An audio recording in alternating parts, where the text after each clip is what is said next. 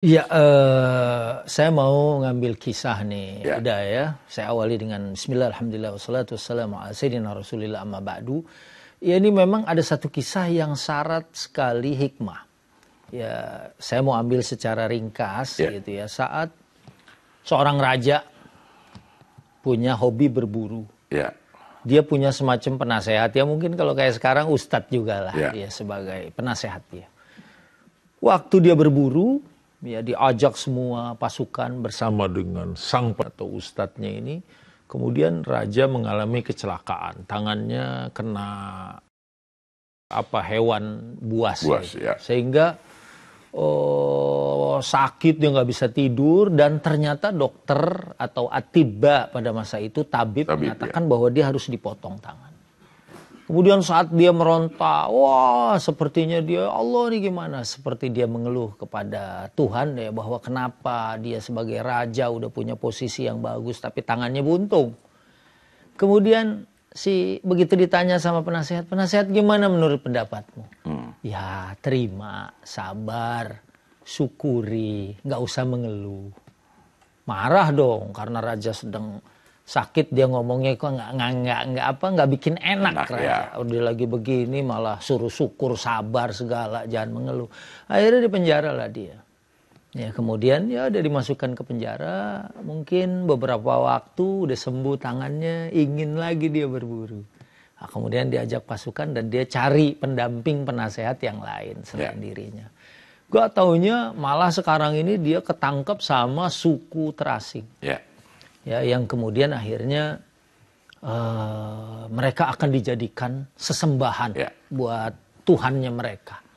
Dipilih satu-satu, dilihat segala macam, lemparin, ya dibunuh segala macam. Pas giliran raja, teriaklah tuh suku yang terasing itu. Dia bilang ini nggak bisa dikorbankan, ini nggak bisa dijadikan sesembahan buat dewa kita. Kenapa? Dia cacat katanya. Begitu dia periksa jarinya buntung. Nggak sah. Suruh pulang dia.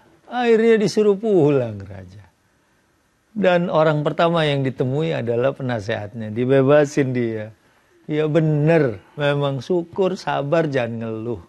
Akhirnya si penasehat itu nangis. Saya bebasin kok malah nangis gitu. Saya nangis bahagia gitu. Kenapa nangis bahagia? Apa karena kamu dibebaskan?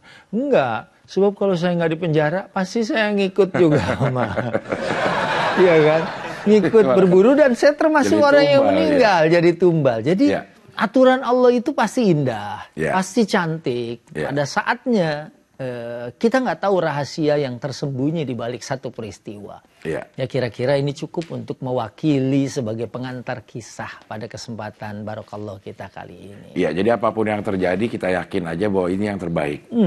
Pasti ada sesuatu yang kita belum tahu dan kita harus yakin bahwa ada kebaikan di balik sesuatu itu gitu. Ya. Tapi sebagai manusia kan namanya manusia, katanya manusiawi lah. Ada rasa kesel, ada rasa khawatir atau mengeluh terhadap sesuatu yang terjadi. Nah, sebenarnya boleh nggak sih kita mengeluh? Ya jangankan kita ya. Baginda Nabi SAW pernah juga sepertinya berkeluh kesah kepada Allah Subhanahu wa Ta'ala. Lah ini Nabi mulia yang kesabarannya paling sempurna di antara kita. Waktu Nabi ke Taif setelah wafat paman Nabi, kemudian sepertinya dakwah mendapatkan halangan dan rintangan yang lebih besar. Nabi kan ke Taif. Ya mungkin udah juga kemarin sempat ke Taif ya. Itu kira-kira beberapa puluh mil dari Mekah ke arah selatan ya. Itu begitu ke sana kan bukan disambut, malah disambit kan sama penduduk Taif. Kemudian Nabi bilang, ya Allahumma inni asku ilaika. Ya Allah, aku sesungguhnya sakwa itu artinya mengadukan. Ya dha'fa quwwati wa qillata hilati.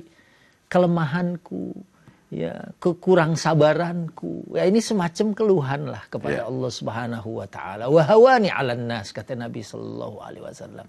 Dan ini doa yang dibaca Nabi ini atau sesuatu yang dianggap Nabi seperti mengadu kepada Allah. Nah, ini menunjukkan bahwa sesungguhnya mengeluh itu apalagi kepada Tuhan itu adalah perkara yang boleh. Dan bahkan dikatakan ya oleh Ibnu Qayyim ya, di dalam satu keterangannya bahwa asyakwa la tunafis sabr. Kalau seorang mengadu seperti ini kepada Allah, itu tidak menghilangkan kesabaran. Bukan berarti dia tidak bersabar. Dan di dalam surat Yusuf ayat yang ke-86 ya, Nabi Yakub, ayahnya Nabi Yusuf, ya waktu ya kebayang nangisnya aja sampai menjadi buta, putih matanya karena kesedihan yang begitu panjang.